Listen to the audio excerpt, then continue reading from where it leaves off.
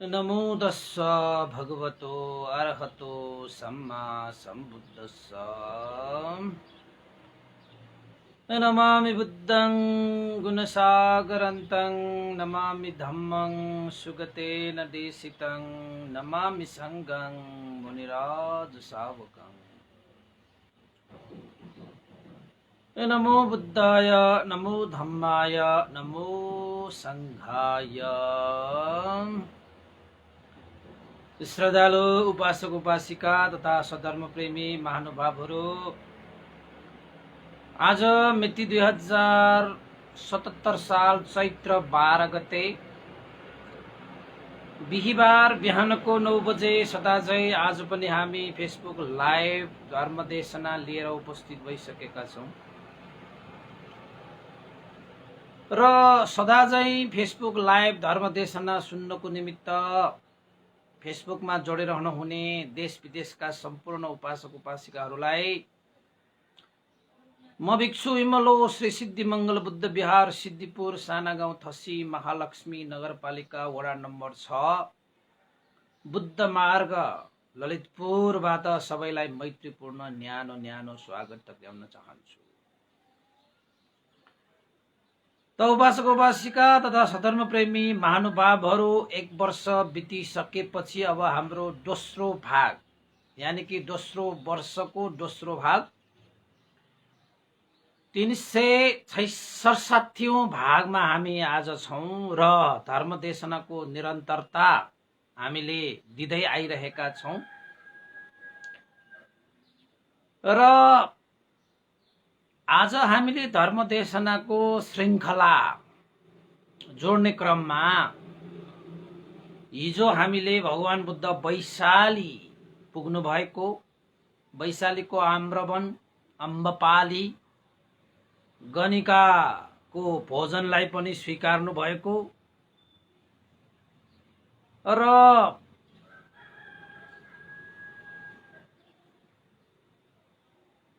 आम्रवन अम्बपालीले दान गरेको, त्यस्तै गरी लिच्छवीहरूले पनि भगवान बुद्धलाई भोजन निमन्त्रणा गर्न आउँदाखेरि पनि भगवान बुद्धले स्वीकार्नु भएन। किन त भन्दाखेरि भोजन निमन्त्रणा अम्बपालीले पहिले नै गरिसकेको थियो। भगवान बुद्ध प्रमुख भिक्षु संघलाई भोजन निमन्त्रणा लानको निमित्त अम्बपालीलाई आफूले निमन्त्रणा गरेको त्यो निमन्त्रणालाई छोडिदिनको निमित्त लिच्छवीहरूले 1 लाख कासारपन दिएको थियो त्यति बेलाका। तैपनि अम्बपाली जसले सम्पत्तिको लागि आफ्नो देह व्यापार गरेर जीविका यापन गर्ने व्यक्तिले पनि 1 लाख कासारपन पाउँदा पनि भगवान बुद्ध प्रमुख भिक्षु संघलाई भोजन दान दिने त्यो अवसरलाई छोड्नु भएन। किन त भन्दाखेरि जिन्दगी भर पैसाको पछि लागेर, धनको पछि लागेर धनैले सुख पाउँछ भन्ने मानसिकता बोकेर हिँड्दाखेरि अन्ततः त्यत्रो धन सम्पत्तिको मालिक भइकन पनि अम्बपालीले सुख र शान्ति भने पाएको थिएन।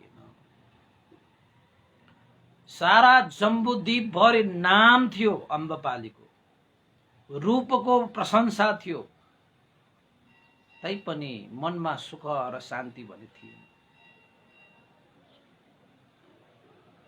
त जब भगवान बुद्ध आफ्नै बगैँचा आम्रवनमा विराजमान हुनुभएको विषयलाई जानेपछि अम्बपाली भगवान बुद्धलाई भेट्न गए र भगवान बुद्धलाई आदर गौरव सत्कार राखिसकेपछि भगवान बुद्धद्वारा उपदेशित अनुशासन शिक्षालाई अम्बपालीले सहर्ष स्वीकारिसकेपछि यति सुख यति आनन्द प्राप्त गरे। त्यो सुख र त्यो आनन्द कुनै पनि धन, कुनै पनि रूप, कुनै पनि नाम, कुनै पनि प्रतिष्ठा, कुनै पनि ऐश्वर्यले दिन सकेको थिएन। राजाहरू पनि अम्बपालीलाई प्राप्त गर्नको निमित्त युद्धसम्म पनि भइन्थ्यो, टछाड मछाड हुन्थ्यो। त्यस्तो व्यक्ति अम्बपाली। त अम्बपालीले पनि भगवान बुद्धको उपदेशलाई सुनिसकेपछि सुख कहाँ पाउँछ, शान्ति कहाँ पाउँछ? सुख र शान्ति भनेको कुशल कर्म र धर्ममा प्राप्त हुन्छ। जुन कुशल कर्म र धर्म प्राप्त गर्ने यो बुद्ध शासन जस्तो श्रेष्ठ पनित पवित्र उत्तम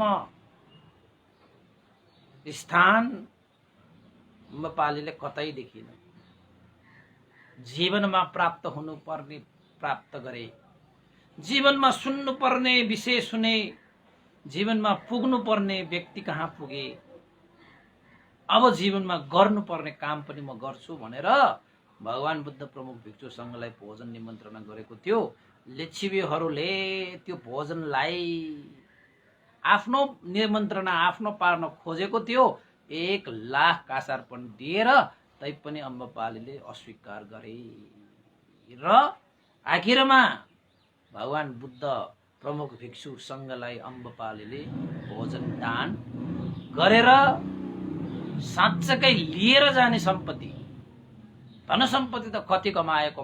अब बुद्ध शासनमा प्रवेश गरेर आफ्नो जीवनलाई परिवर्तन गरेर पहिला देह व्यापार गरेर जीविका यापन गर्ने व्यक्ति अब बुद्ध शासनको पक्का उपासिका भएर, अनुयायी भएर बुद्धं शरणं गच्छामि, धम्मं शरणं गच्छामि, संघं शरणं गच्छामि भनेर आफ्नो जीवनलाई धन्य पारे। यस्तो खाले मार्ग हो। तपाई आज जे हुनुस् त्यसको कुनै सवाल छैन। जब तपाईले भगवान बुद्धको शिक्षालाई धारण गर्नुहुन्छ, पालन गर्नुहुन्छ, तपाईको जीवन हीरा बन्छ, हीरा।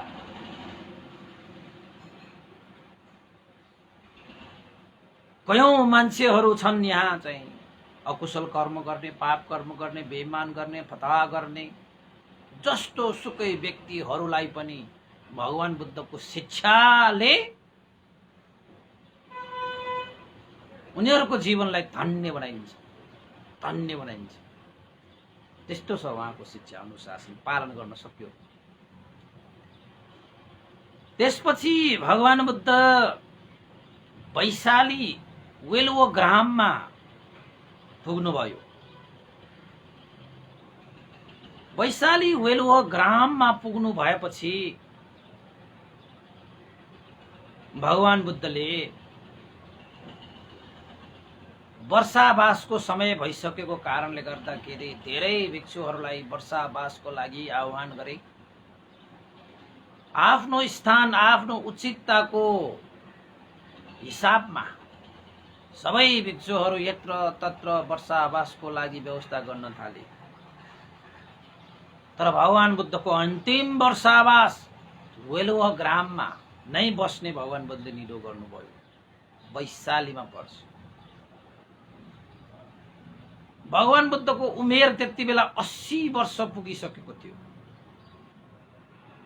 जीवनको अन्तिम समय, अन्तिम वर्षावास, अन्तिम समय, अन्तिम घडी थियो। किन त भगवान बुद्ध 80 वर्षसम्म मात्रै जीवितमान हुनुभएको थियो यो लोकमा। तर हरेक हृदयमा चाहिँ भगवान बुद्ध अहिलेसम्म पनि जीवित छन्। भगवान बुद्धको यो शरीर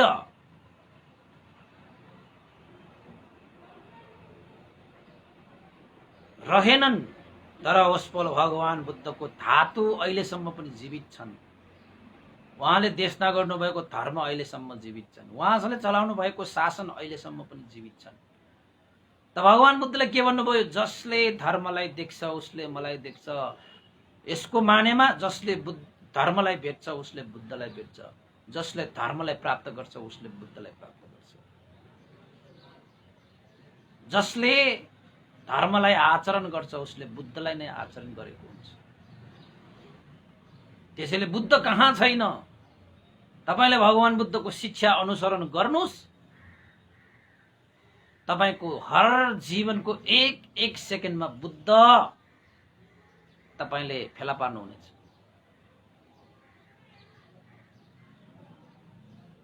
बुद्ध नभएको ठाउँ छैन। बुद्धको शिक्षालाई अनुसरण गरेर हेर्नुस् मात्र त सबै तपाईँ जताततै बुद्धै बुद्ध। बुद्ध भनेको के हो? सत्य हो, ज्ञान हो। बुद्ध भनेको त तपाईको चाहिँ यो प्रकृति जस्तो हो, जताततै पाइन्छ। तर 80 वर्षको उमेरमा वैशालीको वेलुह ग्राममा भगवान बुद्धले अन्तिम वर्षावास बिताउने मनसाय व्यक्त गर्नुभयो। भिक्षुहरू सबै यत्र तत्र छरेर गए। भगवान बुद्धसँग आनन्द भिक्षु थिए, उपस्थापकको रूपमा, यानी कि सेवकको रूपमा। अहिले हाम्रो भाषाबाट भन्ने हो भने निजी सेक्रेटरी, निजी सचिव, उपस्थापक भनिन्छ, सेवक भने। त्यति बेला भगवान बुद्धलाई कडा रोग, आबादा भनिन्छ त्यसलाई धर्मको भाषाबाट। मरणासन्न भनेको चाहिँ हामीहरू हिसाबबाट भन्ने हो भने चाहिँ मरिहाल्ला कि जस्तो हुने गरी भगवान बुद्धलाई चाहिँ रोग व्याधिले सताएको थियो। त्यो रोग व्याधिले सताउनुको कारण के हो त भन्दाखेरि अब 80 वर्ष पुगिसकेको भएर भगवान बुद्धको पनि द्वादश विपाक भन्ने छ। भगवान बुद्धले पनि यो शरीर धारण गरिसकेपछि पहिला जन्मका कर्महरू, बाँकी रहेका कर्महरू भएकोले त्यो विपाकको रूपमा भगवान बुद्धले भोग गर्नुपर्ने 12वटा विपाकहरू छन्। त्यही विपाक अनुसार भगवान बुद्ध चाहिँ बिरामी हुनुभयो। साह्रै कडा रोग, साह्रै कष्ट हुने गरी भगवान बुद्धलाई रोगले च्यापेछ। आबादा भनिन्छ त्यसलाई धर्मको भाषाबाट, त्यसलाई नै कडा रोग।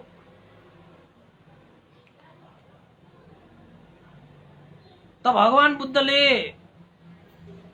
त्यस्तो कडा रोग विपाकको रूपमा आइसकेपछि साधारणत सहन सक्ने अवस्था हुँदैन। तर भगवान बुद्धले आफ्नो ध्यान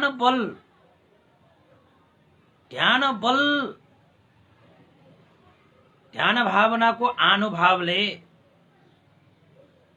मरणासन्त कडा रोगलाई पनि ध्यान शक्ति, ध्यान बलले भगवान बुद्धले सहनुभयो। त भगवान बुद्धले हेर्नुभयो कि शरीरमा यस्तो कडा व्याधि, कडा रोग, आबादा कसरी उत्पन्न भयो। त भगवान बुद्धले थाहा पाए यो त मेरो विपाक रहेछ। त विपाक भोग्नुपर्छ तपाईको शरीर भएसम्म। तर त्यो विपाक आउन त आए, भोग्नु त पर्यो। तर भगवान बुद्ध ध्यान भावनामा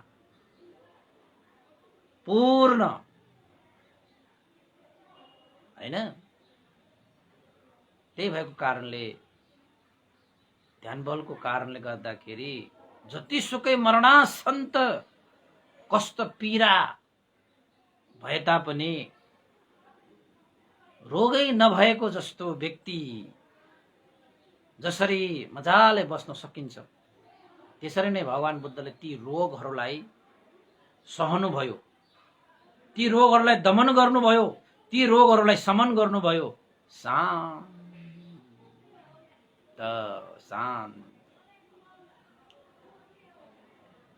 के को कारणले? ध्यान बलको कारणले। त्यसैले उपासकहरू ध्यान भनेको चिज सहने मार्गमा साह्रै नै काम लाग्छ, साह्रै नै काम लाग्छ। मानसिक होस्, शारीरिक होस्, ध्यान बलले समन गर्न सक्छ, दमन गर्न सक्छ। आउन त आए विपाकहरू, तर भगवान बुद्धले ध्यान बलको माध्यमबाट त्यसलाई सहनुभयो, त्यसलाई शान्त पार्नुभयो। तर त्यो रोगले ग्रस्त भइसक्दाको त्यो अवस्थालाई देखेपछि आनन्द भन्तेलाई खुबै पीर परेको थियो। किन त भन्दाखेरि लामो समयदेखि भगवान बुद्धसँग नजिक रहेर भगवान बुद्धको सेवा गर्दै आएका भगवान बुद्धकै भाइ पर्ने आनन्द भन्तेलाई लागेको थियो कि भगवान बुद्धले अन्तिम समयसम्म पनि अवश्य भिक्षुहरूलाई अनुशासित गर्नुहुनेछ, उपदेश गर्नुहुनेछ। भगवान बुद्धलाई जस्तो सुकै रोगले च्यापे तापनि अन्तिममा भगवान बुद्धले अनुशासित नगरिकन भगवान बुद्धलाई केही पनि हुँदैन भन्ने त विश्वास त लागेको थियो आनन्द पन्थीलाई। तर हामी कसैलाई बिरामी पर्यो भने गइदेला कि बितिदेला कि भन्ने हुन्छ। तर आनन्द पन्थीलाई यति विश्वास थियो कि भगवान बुद्ध त्यति सजिलै जानुहुन्न, कि उहाँले अन्तिममा सर्वज्ञ ज्ञाता भएको व्यक्ति त्यत्तिकै त जानुहुन्न। अन्तिममा जानै परे पनि भगवान बुद्धले त केही न केही यो संसार, यो त्रिलोकको उद्धारको लागि केही त उपदेश दिएर जानुहुनेछ। यति विश्वास चाहिँ थियो आनन्द पन्थीलाई। त भगवान बुद्धले आफूमा भएको पीडा, रोग, कष्ट सहिसकेपछि, शान्त पारिसकेपछि आनन्द पन्थीले भगवान बुद्धलाई देखिसकेपछि साह्रै खुसी भए। अब वृद्ध अवस्थामा ठुल्ठुलो रोगहरू लाग्यो भने चाहिँ अलिकति आश मरिन्छ कि, सानोतिनो रोग भए त ठिकै थियो। तर त्यति बेला भगवान बुद्धलाई यो 80 वर्षको उमेरमा साह्रै ठुलो आबादा रोगले च्यापेको थियो। तर भगवान बुद्धले सहनुभयो, शान्त पार्नुभयो ध्यानको बलले। त भगवान बुद्धले आनन्द पन्थीलाई भन्नुभयो, आनन्द पन्थीले भगवान बुद्धलाई भन्नुभयो,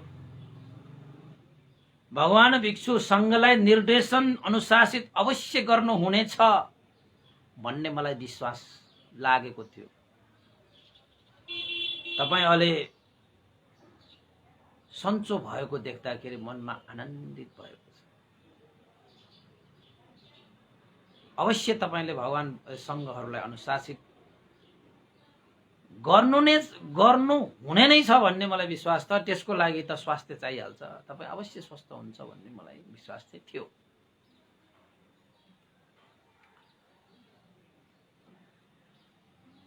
त आनन्द पन्थीले भगवान बुद्धलाई भन्नुभयो, भगवान शास्ता,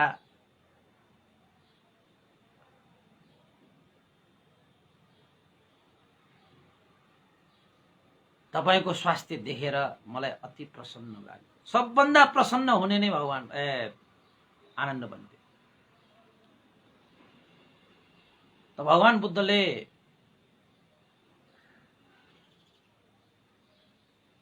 हे आनन्द, भगवान बुद्धसँग केही त्यस्ता सोध्नु पर्ने, केही त्यस्ता बाँकी भएको जस्तो लागेको छ भने धर्मको बारेमा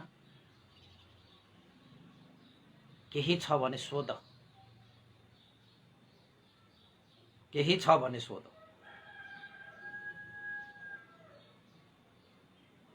भनेर भगवान बुद्धले भन्नु पनि भएको थियो। तर सोध्नु पर्ने खासै केही त थिएन, कुनै बाँकी हुने गरी भगवान बुद्ध देशना गरेको पनि छैन। त आनन्द पन्थीले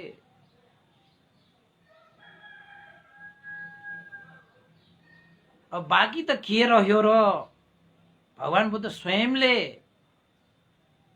त्यस्तै आवश्यक परेको खण्डमा भगवान बुद्ध स्वयंले भिक्षु सङ्घलाई निर्देशन गर्नुहुनेछ भन्ने मनसाय व्यक्त गरे। त्यति बेला भगवान बुद्धले आनन्द भन्तेलाई भनेको थियो, हे आनन्द, भगवान बुद्धको यो शासनमा गुरु मुष्टि छैन। गुरु मुष्टि छैन भनेको चाहिँ आचार्य मुष्टि। यो मुष्टि भनेको चाहिँ रहस्य, अब कुनै बाँकी रहेन। भगवान बुद्धले सत्व प्राणी, मनुष्य, देवता र ब्रह्माहरूको उद्धारको निमित्त जे जति आवश्यक निर्देशनहरू, उपदेशहरू, मार्गहरू सबै प्रशस्त पारिसके। यो एउटा बाँकी छ, त्यो एउटा बाँकी छ भन्नु पर्ने गरी भगवान बुद्धले उपदेश गर्नुभएको छैन। सम्पूर्ण उपदेश गर्नुभएको छ। सम्पूर्ण उपदेश गर्नुभएको छ। त्यसैले भगवान बुद्ध शासनमा गुरुमुष्टि छैन। गुरुमुष्टि भनेको तपाईले गुरुहरूले देशना गर्नुपर्ने, दिएर जानुपर्ने कुनै त्यस्तो गुह्य विषयहरू छैन, गोप्य विषयहरू छैन, रहस्य विषयहरू छैन। सबका सब देशना भयो। सबका सब देशना भयो। त्यसैले भगवान बुद्धको शासनमा चेलाहरू जति पनि हुन्छन् उनीहरू पनि गुरु समान बन्न सक्छ, अझ त्यो भन्दा पनि महान बन्न सक्छ बुद्ध शासन।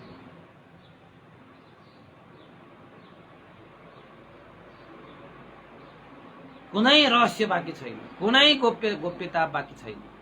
सबै खुल्ला किताब जस्तो छ भगवान बुद्धको शासन, भगवान बुद्धको शिक्षा। त भगवान बुद्धले भन्नुभयो, हे आनन्द, अत्तदीप भव, आफ्नो द्वीप आफै बन। आफ्नो द्वीप आफै बन। अप्रमादी हुनु, आफ्नै शरणमा जानु, कसैको भर नपर्नु, आफ्नै शरणमा जानु, आफ्नै द्वीप बन्नु। सागरमा हामी यात्रा गर्ने क्रममा बीच-बीचमा द्वीपहरू हुन्छन्, जुन द्वीपमा बसेर थकाइ मेट्ने, साझाबाजा मिलाउने, यात्राको लागि सहजता बनाउने सबै कुराहरू मिलाउन सकिन्छ त्यो द्वीपमा। र आफ्नो द्वीप भनेको आफै हुनु, कसैको निर्भर परेर तपाईले यात्रा गर्नु भयो भने त्यो यात्रा सफल हुँदैन। त भगवान बुद्धले आफ्नो द्वीप आफै बनाऊ, आफ्नो शरण जाओ, अरूको होइन। आफ्नो शरण भनेको कस्तोलाई आफ्नो शरण भनिन्छ त भन्दाखेरि हामी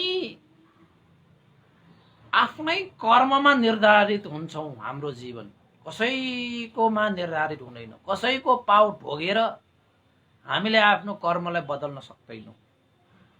कसैले वरदान दिएर हामी आफ्नो कर्मलाई बदल्न सक्दैनौं। तपाईले गर्नु भएको कर्म त तपाईसँग छँदैछ। त्यसैले तपाईले केही चीज बदल्नु छ भने तपाईले आफ्नो कर्मलाई बदल्नु छ, हैन? तपाईले यदि आफ्नो जीवनलाई उन्नति गर्नु छ, प्रगति गर्नु छ, सुधार गर्नु छ भने आफ्नै शरणमा जानुपर्छ। त्यसको मतलब के हो त भन्दाखेरि आफूनै आफ्नो शरणमा जाने भनेकै आफूले आफ्नो कर्मलाई शुद्धि गर्ने। कर्म भनेको तीन किसिमले हुन्छ, काय, वाक, चित्त। काय शरीर, वाक वचन, चित्त भनेको मन। यो तीन प्रकारको द्वारले हामीले कर्महरू गर्ने हो। पाप कर्म होस् या कुशल कर्म। अकुशल कर्म गर्यो भने पाप लाग्छ, कुशल कर्म गर्यो भने धर्म लाग्छ। पापले पोल्छ, धर्मले शीतल दिन्छ। पाप भनेको गरुङ्गो हुन्छ, धर्म भनेको हलुङ्गो हुन्छ। गरुङ्गोको स्वभाव तल झर्ने हुन्छ, हलुङ्गोको स्वभाव माथि चढ्ने हुन्छ। तल झरियो भने दुःखको खाडलमा पुगिन्छ, माथि चढियो भने सुखको आकाश चाहिँ विशालतामा पुगिन्छ। अब तल खसेपछि दुःखको सागरमा डुब्नको लागि हामी वास्तवमा मान्छे भएर जन्मेका होइनन्। साँच्चै भन्ने हो भने कपास जस्तो भुवा जस्तो हल्का भएर विशाल आकाशमा उड्नको निमित्त, आकाश चाहिँ विशालतामा पुग्नको निमित्त हामीले मनुष्य जीवन जुन लिएका।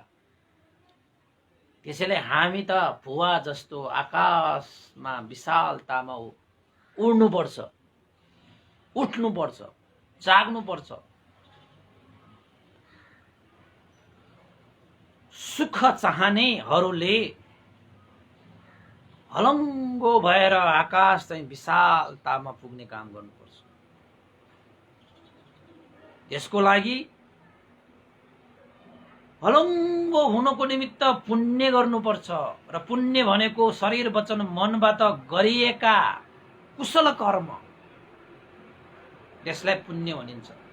र कुशल कर्म भनेको जुन कर्मले आफ्नो र परहित हुन्छ। कुशल कर्म भनेको आफ्नो र पर उद्धार हुन्छ।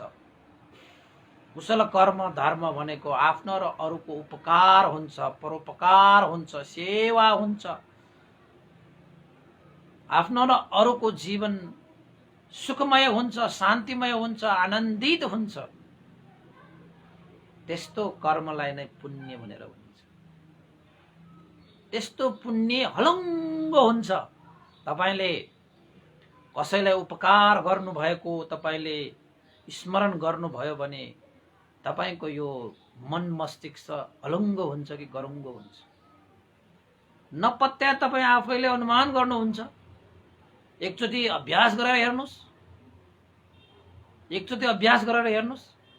जबसम्म कर्म शुद्धि हुँदैन नि, तपाईले होम गर्नुस्, तपाईले चाहिँ जप गर्नुस्, तपाईले चाहिँ तपाईको चाहिँ तपस्या गर्नुस्, पहाड चढ्नुस्, पानीमा डुबिनुस्, जेसुकै गरे पनि जबसम्म तपाईले कर्मलाई शुद्धिकरण गर्नुहुन्न तबसम्म तपाईको जीवन शुद्ध हुँदै हुँदैन, पवित्र हुँदै हुँदैन, तपाईको जीवन धन्य हुँदै हुँदैन, तपाईको जीवन हलङ्गो हुँदै हुँदैन।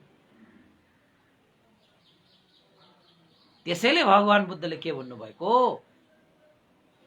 आफ्नो शरण जाऊ, अरूको शरण होइन। कसैले तपाईलाई शुद्ध बनाउन सक्दैन, कसैले तपाईलाई पवित्र बनाउन सक्दैन, कसैले तपाईलाई जीवन हलङ्गो बनाइदिन्छु भनेर बनाउन सक्दैन। तपाईको जीवन शुद्ध बनाउने, तपाईको जीवन हलङ्गो बनाउने, तपाईको जीवन पवित्र बनाउने, तपाईको जीवन सुखमय र शान्तिमय बनाउने कसले चाहिँ गर्न सक्छ त भन्दाखेरि त्यो गर्ने व्यक्ति अरु कोही पनि होइन यो ब्रह्माण्डमा, तपाई आफू स्वयं नै हो।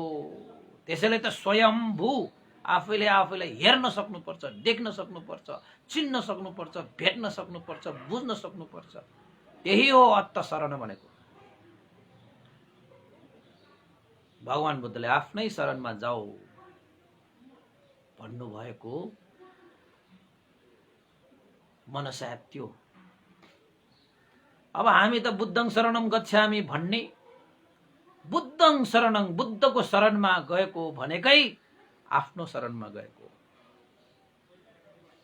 किन त भन्दाखेरि त्यहाँ भगवान बुद्धले जति पनि शिक्षा दिनुभएको छ, आफूलाई चिन्ने शिक्षा, आफूलाई बुझ्ने शिक्षा, आफूलाई जान्ने शिक्षा, आफूलाई शुद्ध गर्ने शिक्षा, आफूलाई पवित्र गर्ने शिक्षा, आफूलाई दुःखबाट मुक्त गर्ने शिक्षा देशना गर्नुभएको कारणले त्यो शिक्षा प्राप्त गर्नको निमित्त पहिला बुद्धं शरणं गच्छामि भन्ने हो। तर वास्तवमा आफ्नै शरणमा गएका हौं। त भगवान बुद्धले कहिले पनि भन्नुहुन्न म शुद्ध पारिदिउँला, हुनै नसकिने काम भनेर हुन्छ। त्यो त प्रकृतिको विरोध भयो, त्यो त प्रकृतिको नियम अन्तर्गतै परेन, धर्म अन्तर्गत छैन त्यो, होइन र? त्यसैले कुनै पनि अधर्मी पापीहरूलाई उसले जतिसुकै पाप गरे पनि त्यसले चाहिँ अधर्म गरे पनि म शुद्ध पार्छु भनेर चाहिँ शुद्ध पारिदियो भने त त्यो कसरी चाहिँ मिल्छ, कसरी हुन्छ?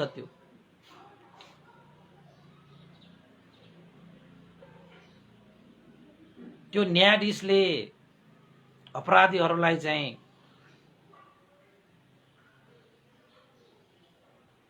सजाय मुक्त गरेको जस्तो हैन, यसको कुनै दोष छैन भने जस्तो हो कि। त्यस्तो त झनै दोषी भयो नि त त्यो न्यायाधीश। दोषी मान्छेलाई पनि सजाय मुक्त गर्ने भनेपछि त त्यो न्यायाधीश पनि त कामको छैन। किन त भन्दाखेरि उही दोषी भयो। उसले भन्दैमा त्यो अपराधी फेरि मुक्त चाहिँ हुँदैन। उसको कर्म त उसकोमा आइहाल्छ पछि पछि। कर्मले कसैलाई छोड्नेवाला छैन। त्यो कर्म जीवनको छाया जस्तै आइरहने हुनाले त्यो कर्मबाट हामी सदाको लागि मुक्त हुनको निमित्त त हाम्रो शरीरबाट त्यस्ता चाहिँ अपराध, गल्ती, भूल, पापहरू भइरहेको छ भने त्यो शरीरबाट भएका तिनीहरूलाई चाहिँ त्याग्न सक्नु पर्यो। वचनबाट त्यस्ता कुनै अकुशलहरू भइरहेको छ भने त्यो वचनबाट पनि त्यसलाई चाहिँ त्याग्नु पर्यो। मनमा त्यस्तो भइरहेको छ भने मनमा पनि त्याग्नु पर्यो। बस त्यति हो काम गर्ने। अब त्यो गर्ने कसले त आफूले नै हो भने कसैको शरण गइरहनु पर्दैन। जब आफैले गर्नुपर्छ भने त्यो कसरी चाहिँ हामी मुक्त भएर जाने, त्यो अकुशलबाट कसरी चाहिँ हामी मुक्त भएर जाने भन्ने शिक्षा मात्र हामीले पाउनु पर्यो नि त। हामीलाई चाहिएको शिक्षा हो। हामीलाई कसैको वरदान चाहिएको होइन, वरदान दिएर पाइने पनि होइन त्यो त। त्यसैले भगवान बुद्धले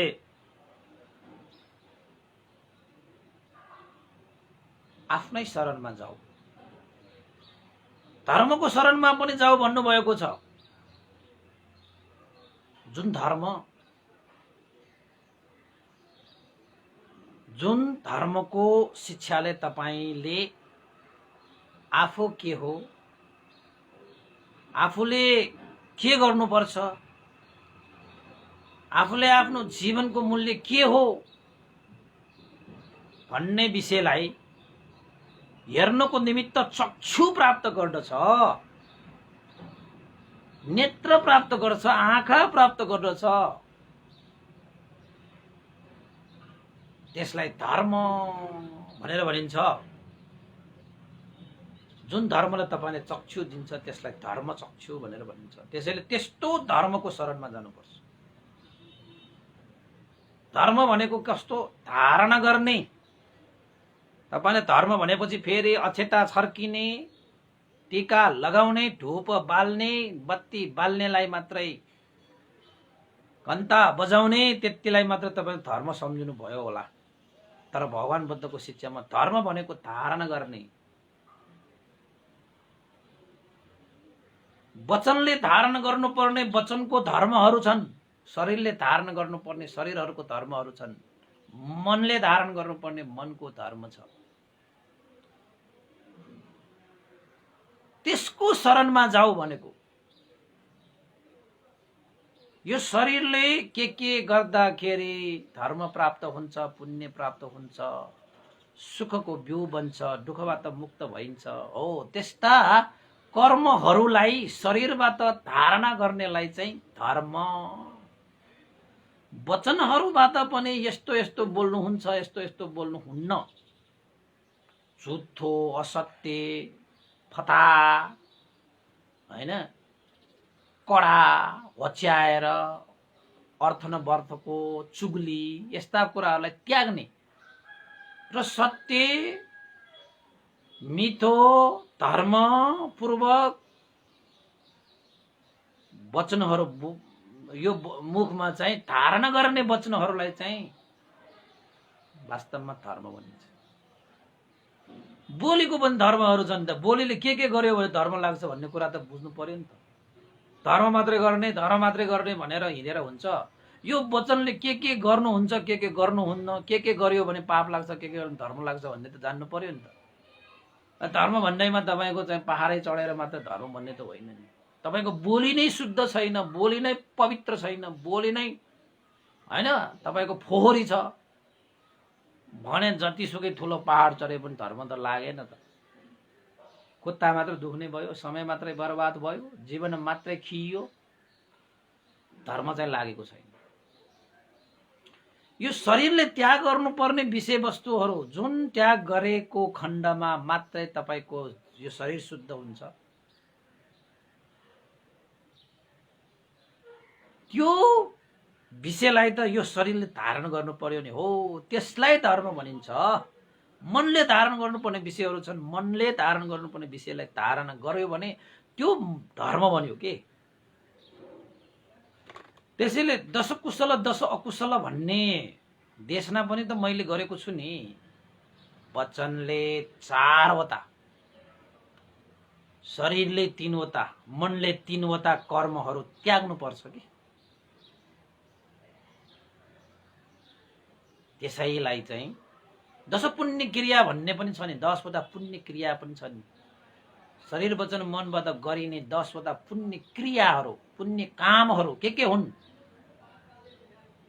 भन्ने पनि त 10 पुण्य क्रिया पनि देशना गरिसकेको छु। हो, धर्मको शरण भनेको चाहिँ यो शरीर वचन मनले जे धारण गर्नु पर्छ, जुन धारणा गर्दाखेरि आफू र परहित उपकार हुन्छ, त्यस्तो चिजलाई धारणा गर्नुलाई नै यहाँनिर धर्मको शरण भनेर भनिएको है उपासक उपासिकाहरू। आफ्नो शरण धर्मको शरण जानु, अरूको होइन। त भगवान बुद्धले यसरी हामीलाई देशना गर्नुभएको छ है उपासक उपासिकाहरू। त्यसैले भगवान बुद्धले भन्नु शब्द प्रयोग गर्नुभएको धर्म र जनमानसमा बुझिआएको धर्म कता हो कता फरक छ।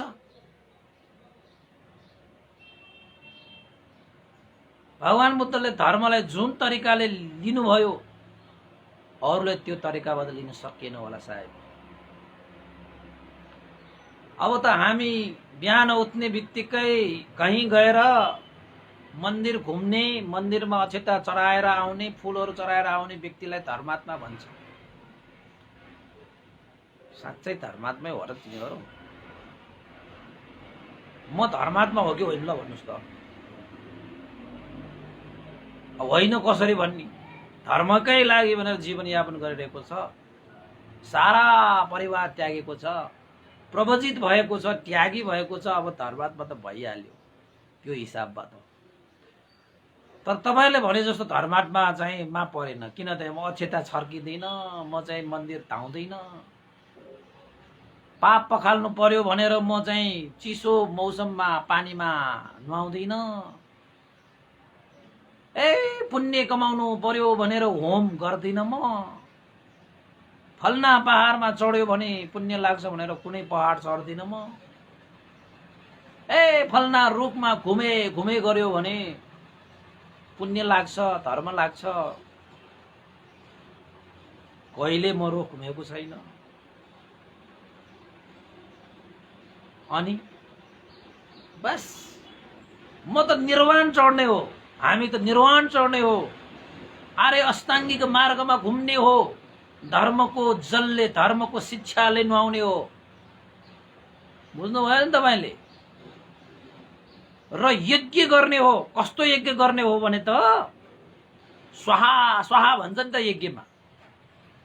वास्तवमा यज्ञ गर्नुपर्छ, तर त्यस्तो यज्ञ होइन। हामीले गर्ने यज्ञ भनेको आफूमा भएका लोभ, द्वेष, मोह, क्लेश, मान, अभिमान, घमण्ड, ईर्ष्या, उद्देश्य, कुकुच्छलाई स्वाहा गर्ने। कहाँ त्यो घिउ, तेल, अन्न, पानी स्वाहा गर्ने भयो? तपाईँको मनमा हो भगवान बुद्धले यज्ञ गर्नुपर्छ भनेको मतलब त्याग गर्नुपर्छ। यज्ञको अर्थ भगवान बुद्धले के भन्नुभएको? त्याग हो कि। तर यज्ञ त यहाँ अर्कै किसिमको छ आजकल। त्यस्तो यज्ञ म गर्दा पनि गर्दै मलाई थाहा पनि छैन। मैले ठानेको, मैले बुझेको भगवान बुद्धको शिक्षा अनुसार यज्ञ भनेको चाहिँ त्याग हो। कस्तोलाई त्याग? जुन कुराले तपाईको जीवनलाई अन्धकारमय बनाउँछ, तपाईको जीवनलाई नर्कमय बनाउँछ, तपाईको जीवनलाई दुःखमय खाडलमा पुर्याइदिन्छ, सागरमा डुबाइदिन्छ, त्यस्ता ओरी यानी कि शत्रु खिती भन्छन् नि, मैलहरूलाई त्याग्ने हो के? त्यही हो। त्यो जस्तो यज्ञ यो संसारमा अरू कहाँ छ? यज्ञ गर्नुहोस्, तपाईँ धुमधामले महायज्ञ गर्नुहोस्। त्यो यज्ञ भनेको चाहिँ वास्तवमा भन्ने हो भने सतीपट्ठान विपස්සना नै यज्ञ हो कि। त्यो यज्ञले तपाईलाई यति पवित्र बनाउँछ, यति शुद्ध बनाउँछ कि अब एकपल्ट फेरि अशुद्ध हुनेछ भन्ने कुनै गुन्जाइसै नहुने गरी तपाईलाई शुद्ध बनाइन्छ। किन त भन्दाखेरि तपाईलाई अशुद्ध बनाउने जति पनि तत्त्वहरू छन्, विशेषतः लोभ, द्वेष, मोह, त्यस्ता तत्त्वहरू चाहिँ स्वाहा हुन्छ, त्यस्ता तत्त्वहरू निर्मूल हुन्छ, त्यस्ता तत्त्वहरू त्याग हुन्छ। त्यसलाई नै महायज्ञ भनेर भनिन्छ। गर्नुभयो तपाईले यज्ञ? मैले त गरिसके, महायज्ञ गरिसके, बिना आगोको, बिना घिउको, बिना अन्नपान चाहिँ छर्केर मैले महायज्ञ गरिसके। तपाईँ पनि गर्नुहुन्छ। वहाँ पनि तपाईँ देशमा सुनिरहने उपासको कतिले यज्ञ गर्नुभयो होला, थाहा मात्रै नपाएको होला वास्तवमा। त्यसैले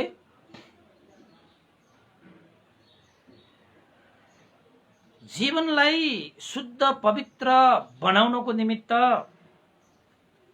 जल पूजा, अग्नि पूजा, पहाड पर्वत पूजा,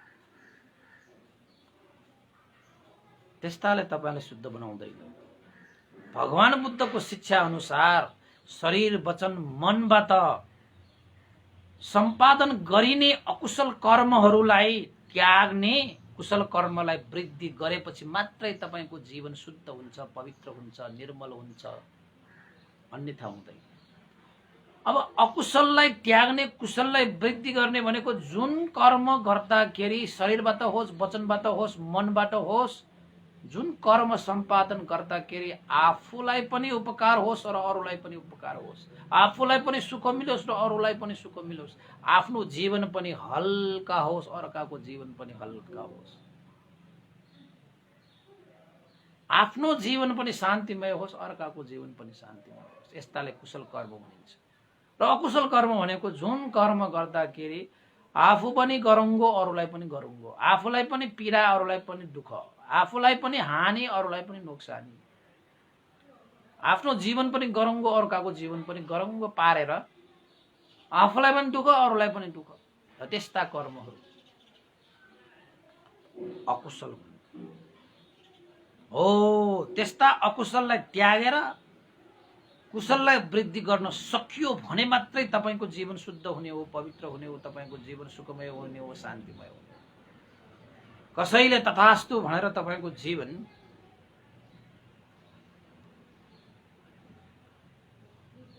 पवित्र हुने भइदिएको भए, त्यसरी गएर हुने भइदिएको भए भगवान बुद्धले एकै सेकेन्डमा सबैलाई शुद्ध बनाउन सक्थ्यो। त्यत्रो क्षमता थियो।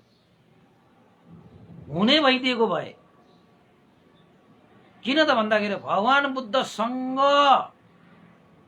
जतिको गुण, ज्ञान, बुद्धि, विवेक, बल, शक्ति, रूप, ऐश्वर्य,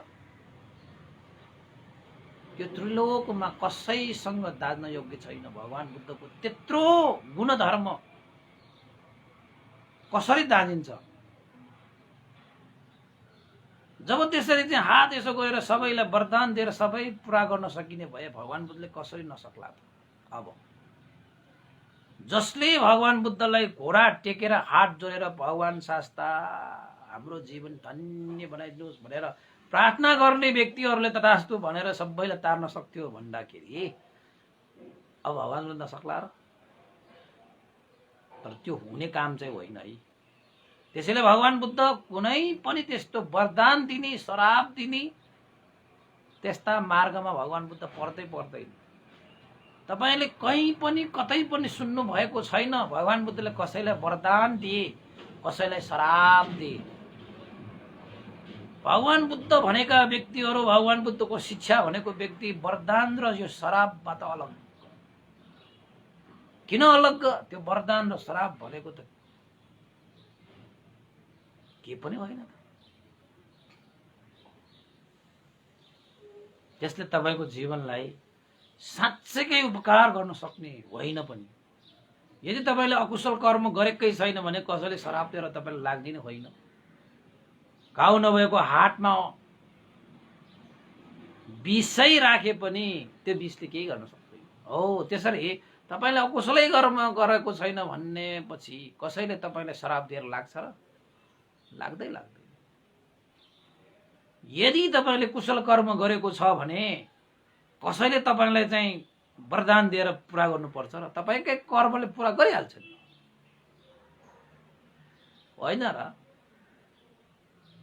अब एउटा किसानले असारमा धान रोपेपछि आफू गएर ए किसान तथास्तु असोज कार्तिकमा धान फलेस् भनेर आशीर्वाद दिनुपर्छ। कसैले आएर किसानले असोज कार्तिकमा धान काटेस् भनेर आशीर्वाद दिएपछि साँच्चैकै असोज कार्तिकमै काटेको, ओ फलना व्यक्तिले मलाई आशीर्वाद दिएकोले मैले काट्न पाएको भनेर त्यस्तो मानसिकता राख्ने त्यो किसान त साह्रै सोझो पो हुन्छ त, अबुझ पो हुन्छ त फेरि। किन त भन्दाखेरि उसले वरदान दियोस् नदियोस्, किसानले त असारमा धान रोपेपछि असोज कार्तिकमा त काट्ने नै हो। त्यो त उसले पालन गरेको धर्म हो, त्यसैले धर्मको शरणमा जाऊ भनेको भगवान बुद्धले।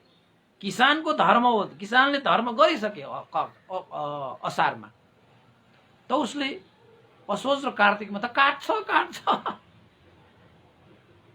कसैले वरदान दिनु आवश्यक छैन, किन त उसले त्यो धर्म गरिसक्यो। जुन धर्म असारमा रोप्ने, जुन कर्म असारमा रोप्ने उसले त गरिसक्यो। त्यस्तै हो यो कर्म र कर्म विभागको सन्दर्भमा बुझ्नुपर्ने जान्नुपर्ने कुराहरू धेरै छ। त्यसैले हामीलाई त कस्तो छ त भन्दाखेरि कसैको वरदानको अपेक्षा पनि चाहिँदैन, कसैले श्राप दिए भन्ने डर पनि छैन। किन त भगवान बुद्धको शिक्षा अनुसार आफूहरूले शरीर वचन मनबाट गर्नुपर्ने कर्महरू शुद्ध रूपमा गरेकै छ। त शुद्ध कर्म गर्ने व्यक्तिहरूलाई न वरदानको खाँचो छ न श्रापको डर छ, बिल्कुलै छैन। आफ्नो कर्ममा निर्भर हुनु भनेकै आफ्नो शरणमा जानु, आफ्नो शरीर वचन मनको कर्म शुद्धकरण गर्नु भनेकै धर्मको शरणमा जानु। यसलाई भन्छ कर्म र कर्म फलको सिद्धान्त। जे रोप्छ त्यही फल्छ, जे रोप्छ त्यही फल्छ। यादिसं वोपते वीजं तादिसं हरते फलम्।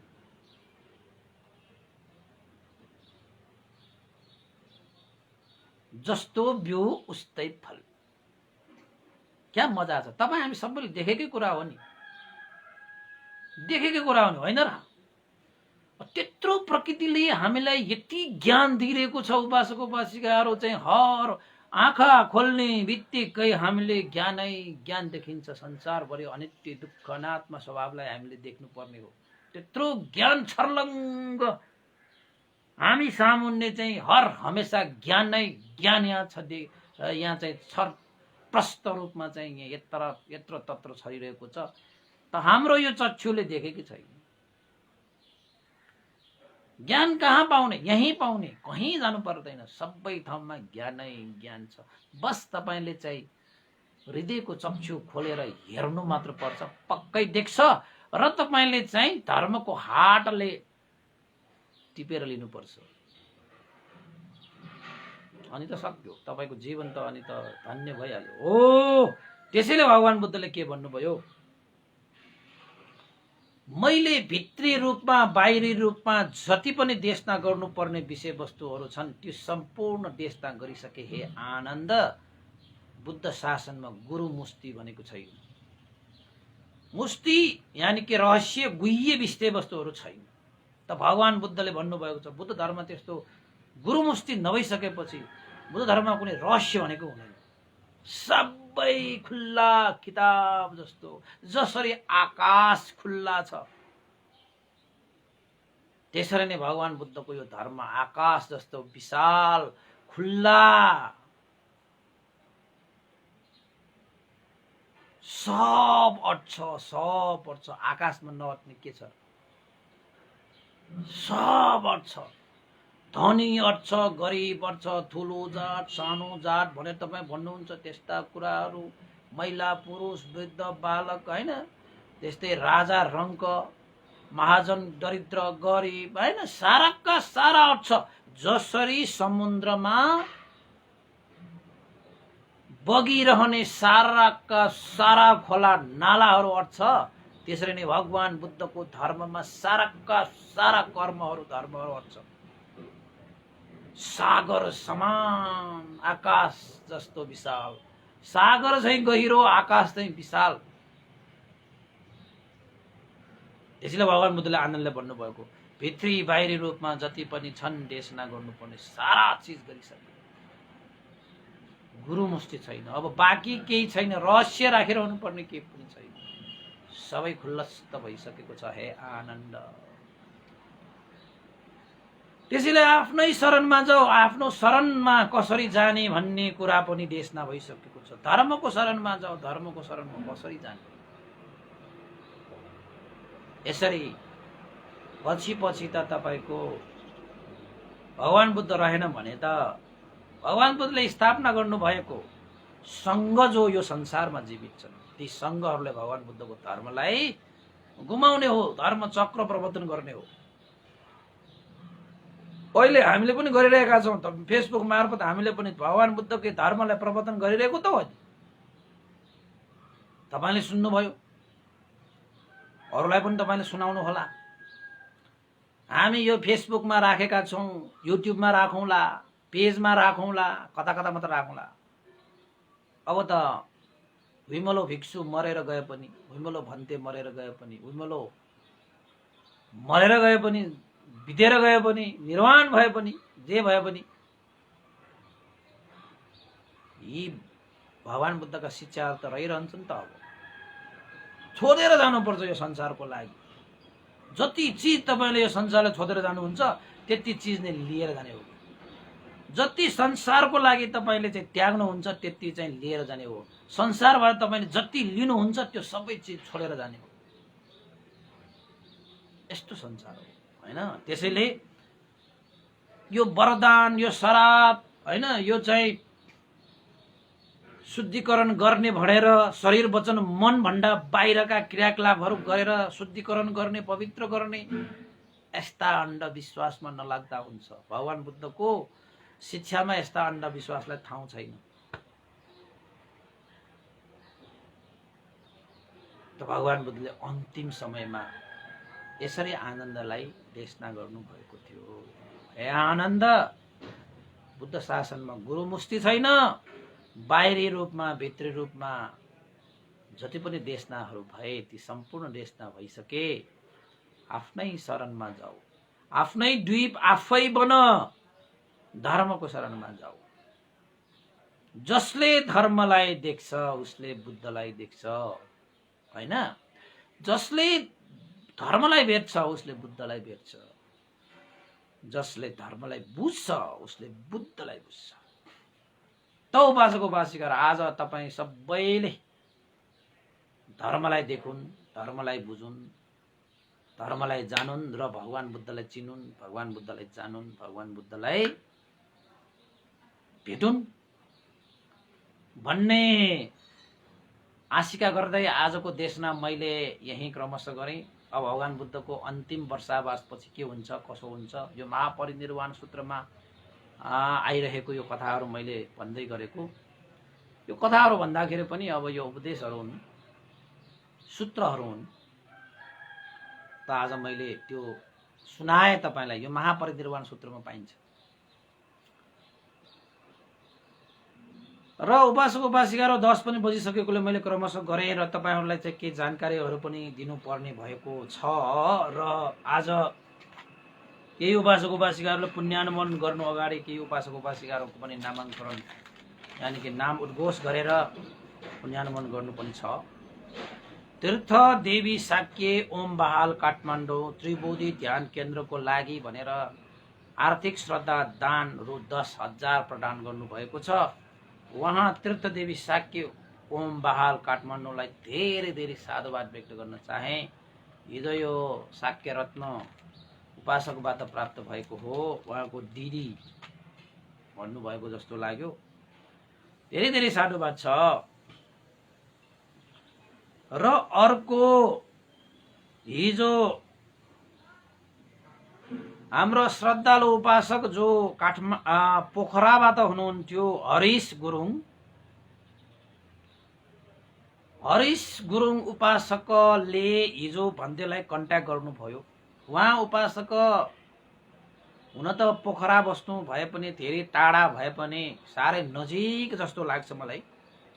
उहाँले धर्मदेशना सुन्नु भएर धेरै उहाँले चाहिँ कुराहरू सेयर गर्नुभयो मसँग। साथसाथै उहाँले आफू मात्र नभई आफ्ना बहिनीहरू ज्वाइँहरू होइन विदेशमा बसेका सबैलाई सुनाउने काम गर्नुहुन्छ। उहाँ उपासक साँच्चैकै श्रद्धावान उपासक। यद्यपि मैले भेट्न त पाएको छैन। उहाँको र मेरो भेट त भएको छैन। मैले 21 गते सक्नुहुन्छ भने आउनुहोस् भनेको छु। खोइ समय मिल्यो भने सायद होला। र उहाँले हिजो मलाई एउटा मेसेज पठाउनु भएको छ। सादर वन्दना भन्तेज्यू, सर्वप्रथम त सारगर्भित धर्मदेशना र जातक कथाहरूको रोचक र मार्मिक प्रसङ्गको 365औं श्रृङ्खला सफलतापूर्वक सम्पन्न गर्नुभएकोमा साधुवाद र हार्दिक बधाई ज्ञापन गर्दै आभार व्यक्त गर्दछु।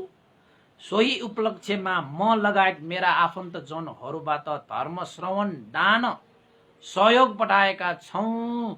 कृपया सबैको सुख शान्ति र हितको लागि मैत्री कामना गर्दै पुण्यानुमोदन गरिदिनु हुन सादर अनुरोध गर्दछौँ भनेर हरिश गुरुङ उपासकले यसरी श्रद्धा दान यानि कि यसलाई धर्मको भाषाबाट धर्म पूजा भनेर भनिन्छ। तपाईँहरूले जतिले पनि धर्म देशना सुनेकोले मैले दान गरेको भन्नुभयो भने धर्म पूजा गर्ने यसरी। त उहाँले लेख्नु भएको छ हरिश गुरुङ देवा गुरुङ रु 5,000 पोखराबाट, बहिनी ज्वाइँ सावित्री र विकास र भान्जी लप्सङ गुरुङ रु 5,000 हङकङबाट, भान्जी लीला गुरुङ रु 5,000 पोखराबाट र दिदी सन्तु माया गुरुङ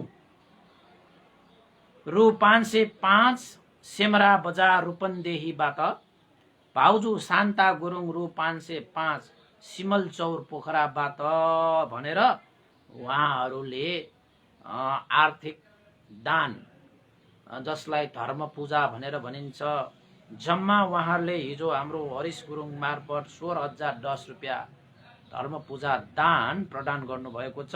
उहाँहरूको सबै परिवारलाई धेरै धेरै साधुवाद व्यक्त गर्न चाहन्छु।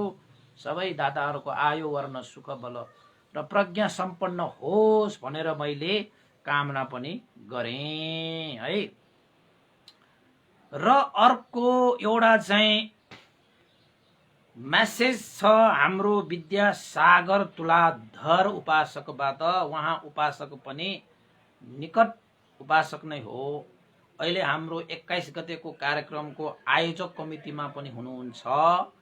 उहाँ उपासक पनि धर्म देशना निरन्तर सुन्दै सहयोग गर्दै सद्भाव व्यक्त गर्दै उहाँ चाहिँ लाइक कमेन्ट सेयर गर्दै 1 वर्षसम्म यसरी चाहिँ सामिप्यतामा बस्दै धर्मको कार्यमा निरन्तर लागिरहने उपासक हो। उहाँले चाहिँ एउटा मेसेज मैले यहाँ चाहिँ सुनाएँ, तपाईहरुलाई सुनाउन चाहे। श्रद्धेय विमलो भन्तेले मैत्री करुणा राखी कोरोनाको असहज परिस्थितिमा सुरु गर्नु भएको धर्मदेशनाको 365औं भाग सम्पन्न भएको पुनित अवसरमा वस्पोल भन्तेलाई हामी सबैको तर्फबाट अभिनन्दन गर्ने तथा विशेष धर्मदेशना कार्यक्रममा यहाँहरू सबैलाई हार्दिक निमन्त्रणा गर्न चाहन्छु। मिति 2077 साल चैत्र 21 गते शनिबार। समय शुभारम्भ हुने नै 1 बजे हो, तर उपस्थिति तपाईहरू चाहिँ अनिवार्य रूपमा 12:30 बजे त 12 बजेदेखि उपस्थिति हुन्छ। 12:30 बजेसम्ममा त हलमा तयार हुनुपर्छ। 1 बजेदेखि त कार्यक्रम त शुभारम्भ हुन्छ। स्थान देवी स्कुल, बुद्ध हल, जावलाखेल, आयोजक कमिटी भनेर यसरी चाहिँ लेखेर तपाईहरुलाई चाहिँ यो धर्मदेशनामै निमन्त्रणा उहाँहरूले पठाउनु भएको छ। तपाईहरु सबैको लागि निमन्त्रणा हो। तपाईले आफ्नो इष्ट मित्र ज्ञाति बन्धु जसरी लाइक कमेन्ट शेयर गरेर धर्मदेशना सुनाउनुहुन्छ त्यसरी नै तपाईहरुले चाहिँ आफ्ना इष्ट मित्र ज्ञाति बन्धुहरूलाई पनि 21 गतेको शनिबार डीएभी हलमा ढिलामा 12:30 मा पुग्ने गरी तपाईहरुले चाहिँ समय मिलाउनको निमित्त उहाँहरूले चाहिँ अनुरोध गर्नु भएको छ। अब भन्टे त हुने नै भयो हैन, धर्मदेशना पनि हुन्छ त्यहाँ। अनि त्यसपछि हामीले चाहिँ यो त्रिबोधी विपස්සना ध्यान केन्द्रको निर्माणमा सहयोग गर्ने हातहरूलाई पनि सम्मान गर्ने। तर हामीले चाहिँ त्यसको लागि हामीले क्षमा याचना गरे कि सेदेखि लिएर लाखसम्म दिने, 2 लाखसम्म दिने हैन, 5 लाख 10 लाख दिने उपासक उपासिकाहरू पनि छन्। अब हामीले चाहिँ त्यहाँ सबैलाई सम्मान त छँदैछ। सबैले जतिले पनि सहयोग गर्नुभयो उहाँहरू सबैलाई धेरै धेरै साधुवाद छ। तर प्रमाणपत्र एउटा चाहिँ सम्मान त्यहाँ चाहिँ रु 50,000 देखि माथिकालाई हामीले सम्मान गर्ने भन्ने चाहिँ राखेकोले हामीले चाहिँ त्यो एउटा क्याटेगोरी मात्रै छुट्याएको हो। त्यो भन्दा तल दिएकाहरूलाई चाहिँ हामीले उपेक्षित भावले हेरेको चाहिँ पक्कै होइन। अब तलसम्मकोलाई धेरै दियो भने धेरै छ उपासक, त्यो प्रमाणपत्रमा दिने हो भने दिनभर लाग्छ होला, त्यसरी दिन थालियो भने चाहिँ। त्यसैले 50 भन्दा माथिकोलाई दिने कि भन्ने सोच चाहिँ हामीले राखेको होइन। अहिले पनि अब टाइम छ, 1 हप्तासम्म पनि अवश्य पनि हामीले घोषणा गरेर पत्राचार पनि गर्ने नै छौँ हैन। त्यसैले त्यहाँ त्यो पनि हुन्छ र अभिनन्दन गर्ने भन्नुभयो। एउटा उपासक उपासिकाहरूले त्यो प्रस्ताव राखेर उहाँहरूले समिति बनाएर त्यसको लागि चाहिँ धेरै खर्चहरू पनि बेहोर्नु पर्ने हुन्छ। त्यहाँ खाद्यान्न मिलाउनु पर्यो, त्यहाँ धेरै चिजहरू मैत्री चिन्हहरू प्रदान गर्नु पर्यो, हरेक चिज त्यहाँ मिलाउन आवश्यक छ। त्यसैले चाहिँ उहाँहरूले चाहिँ आफैले पनि आर्थिक सहयोगहरू चाहिँ जम्मा गरेर त्यो कार्यक्रमको लागि आर्थिक भार हैन बेहोर्ने कार्यहरू चाहिँ उहाँहरूले गरिरहनु भएको छ। र धेरै उपासक उपासिकाहरूले त्यो कार्यक्रम सफल होस् भनेर चाहिँ आर्थिक सहयोग पनि गर्ने क्रम जारी छ। र कसैले भन्तेलाई भन्नुहुन्छ, कसैले आयोजक समितिको हाम्रो चाहिँ संयोजक कपिलमान साक्यलाई पनि सम्पर्क गर्दा पनि हुन्छ, हाम्रो विद्यासागर तुलाधरज्यूलाई सम्पर्क गर्दा पनि हुन्छ, तपाईलाई जुन व्यक्ति पाएक पर्छ र भन्तेलाई भने पनि हुन्छ। भन्तेले पनि उहाँहरूलाई चाहिँ जानकारी गराउँला, त्यसमा केही भएन। प्रमाणपत्रहरूदेखि लिएर मैत्री चिन्हहरूदेखि लिएर त्यहाँको व्यवस्थापन गर्नको निमित्त उहाँहरूले चाहिँ अलिअलि आर्थिक सहयोग पनि आफू उठाउनु भएको छ। त्यसैले तपाईहरूले पनि त्यो कार्यक्रम सभ्य र भव्य रूपमा सफल होस् भनेर तपाईहरूले पनि साथ सहयोग दिन सक्नुहुन्छ। आर्थिक रूपमा, भौतिक रूपमा, मानसिक रूपमा, शारीरिक रूपमा र सहभागिता जनाएर भए पनि तपाईले साथ सहयोगहरू दिन सक्नुहुनेछ। जुन तपाईको श्रद्धा हुन्छ त्यसैमा तपाईले साथ सहयोग गरेर गर्नुहुन्छ। आर्थिक सहयोग गर्नुभयो भने धेरै आर्थिकहरू उठेको खण्डमा त्यो कार्यक्रमको लागि खर्च सबै गरिसकेपछि यदि बाँकी भयो भने त्यो पनि त्रिबोधी विपස්සना ध्यान केन्द्र निर्माणमा नै पर्न जाने हिसाबले उहाँहरूले चाहिँ योजना बनाउनु भएको छ। आयोजक समितिलाई धेरै धेरै साधुवाद व्यक्त गर्न चाहे। अब त्यहाँ चाहिँ अब भन्टेहरू पनि हुन्छ, उपासक उपासिकाहरू पनि हुन्छ होइन। अब उपासक उपासिकाहरूले पनि आफ्ना अनुभवहरू चाहिँ त्यहाँ सुनाउन सक्नुहुनेछ। तीन चारजना उपासक उपासिकाहरूको तर्फबाट त्यहाँ आफ्नो अनुभव पनि व्यक्त गर्ने कार्यक्रम रहेको हुनाले तपाईहरु कसैमा त्यस्तो चाहिँ म पनि 1 वर्षसम्म धर्मदेशना सुने, म पनि त्यो धर्मदेशनाले प्राप्त गरेको अनुभव सुनाउन भनेर मनसार तपाईमा उत्पन्न भएको भए अवश्य खबर गर्नुहोला। हामी अब धेरै सीमित मात्रामा मात्रै भएको कारणले गर्दाखेरि तपाईहरुले चाँडो भन्दा चाँडो म पनि भन्टे मेरो पनि एउटा अनुभव व्यक्त गर्न पाए हुन्छ भनेर अनुरोध गर्न सक्नुहुनेछ है।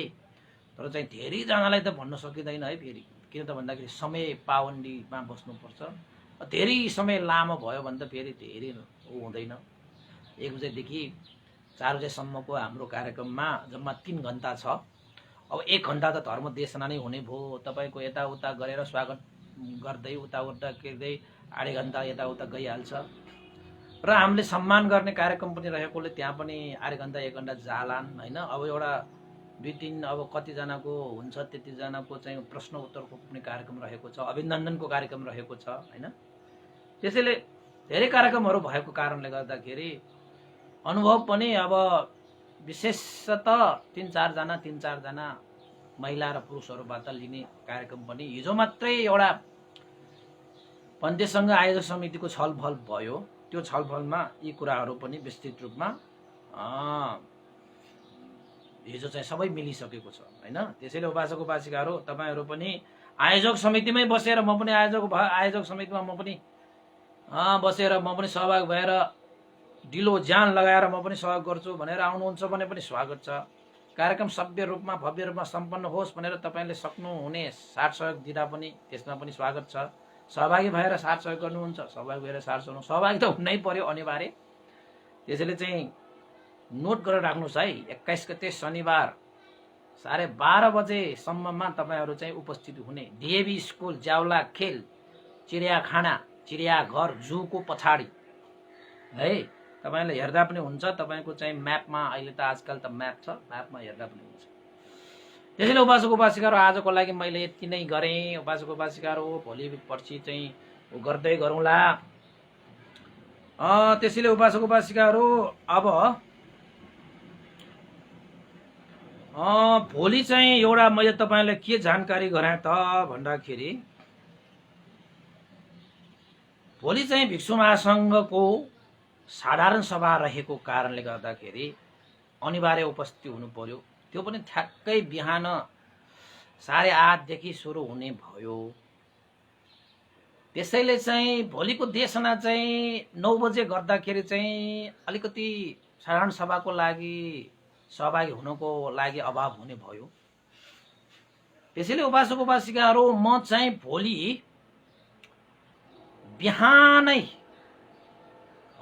तपाईको 7:30 बाटै धर्मदेशना गर्नु पर्ला कि होइन भने बेलुका मात्रै गर्नु पर्ला कि होइन भने 7:30 देखि, किनभने संघको कार्यमा पनि समावेश हुनुपर्ने भएको कारणले गर्दाखेरि भोलि चाहिँ समय अलिकति यताउति हुन्छ। त्यसैले म तपाईहरुलाई चाहिँ भोलि बिहानै सकियो भने म 7:30 देखि 8 बजेसम्म 8:30 सम्म कि होइन भने 8 बजेदेखि 1.5 घण्टा भए पनि 1.5 घण्टाबाट 9 बजेसम्म 8 बजेदेखि चाहिँ 1.5 घण्टा पौने घण्टाको धर्मदेशना चाहिँ म सकियो भने चाहिँ विश्व शान्ति बिहारबाटै गर्नेछु। होइन भने म 7:30 देखि 8:30 सम्म देशना भयो भने बिहारबाटै गर्न सकुँला है। 9 बजेबाट त हाम्रो साधारण सभा नै सुरु हुने भएकोले उपासक उपासिकाहरू होइन भने बेलुका पनि देशना गर्न सकिनेछ। तर हाम्रो देशनालाई चाहिँ निरन्तरता दिनुपर्छ। तर 9 बजेको समय मात्रै अलिकति चेनफेन भयो, गर्नुपर्ने परिस्थिति आयो। त्यसैले चाहिँ भोलिको देशना 8 बजे ल 8 बजे होइन कि 7:45 बजे होइन 7:30 बजे नै गरेर राख्नु हुन्छ। तपाईहरु बस्दै गरौँला। अब कति बजे गर्ने भइरहेको छ। त्यसो भए बिहान 7:30 बजे नै बिहार मात्रै गर्दाखेरि हुन्छ। 7:30 भएपछि 8:15 सम्म गरेर विश्व शान्ति पुग्न पाए यताको धर्म देशमा पनि पूर्ण भयो, उताको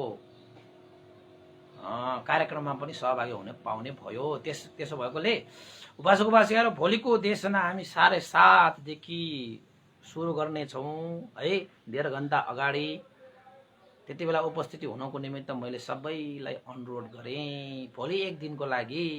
भवतु सब मङ्गलम्। अब यो पुण्यको अनुभवले सबै सत्व प्राणीहरूको हित सुख होस् भनेर हामीले कामना गरौँ। गुरुवर ज्ञान पूर्णिक मास्देवीर भन्ते र स्याडो उपनिता विवंश लगायत सम्पूर्ण गुरुजनहरूलाई र बितेर जानुभएका ज्ञाति बन्धुहरू सबैलाई र देवताहरू अमनुष्यहरू सत्व प्राणीहरू र सम्पूर्ण हाम्रा इष्टमित्रहरूलाई पनि यो पुण्य लाभ भई सबैको जीवन धन्य होस्, सुख होस्, शान्ति होस् भनेर कामना गरे पुण्य अनुभव गरौँ। भवतु सब मङ्गलम्। इदं नो ज्ञातिनं होतु सुखितावन्तु ज्ञातयो। इदं नो ज्ञातिनं होतु सुखितावन्तु ज्ञातयो। इदं नो ज्ञातिनं होतु सुखितावन्तु ज्ञातयो। एतावता साम्ये सम्भतं पुण्यसम्पदं सब्बे देवानुमोदन्तु सम्ब सम्पत्तिसिद्धिया। एतावता साम्ये सम्भतं पुण्यसम्पदं सब्बे सत्तानुमोदन्तु सम्ब सम्पत्तिसिद्धिया। एतावता साम्ये सम्भतं पुण्यसम्पदं सब्बे भूतानुमोदन्तु सम्ब सम्पत्तिसिद्धिया। साधु साधु साधु भवतु सब मङ्गलं। सबैको दिन मङ्गलमय होस्, कल्याणमय होस्। सबैलाई साधुवाद। भवतु सब मङ्गलं।